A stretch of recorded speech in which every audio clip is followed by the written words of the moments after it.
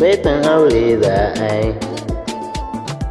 Wannan kiɗan aure ne,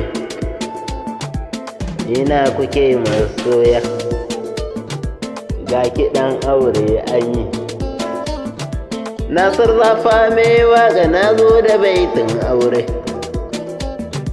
Wannan kiɗan baiti ne, baitin na biki za a yi.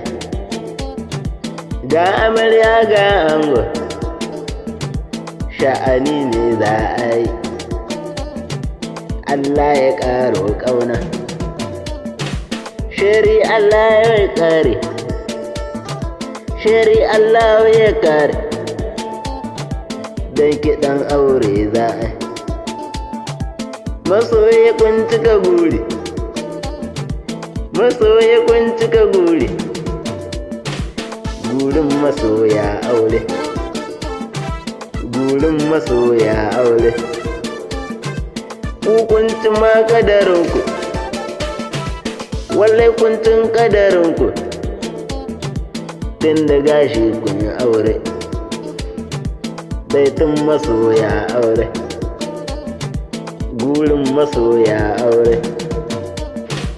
Yau kun ci ma ƙadarinku, Allah ya ƙaro ƙauna, shiri Allah ya kare. Soyayya daɗin riba,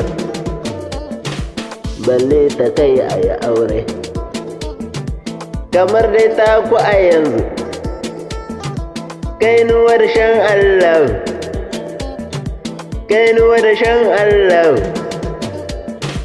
Gashi yau ya dasa nashi, ɗibarsa sai an dage. Wake da shan kainuwa in ba ilahi ba Allah, yau ya dasa a yi aure, baitin masoya aure. Na san guri na masoya, duk bai huce a yi aure.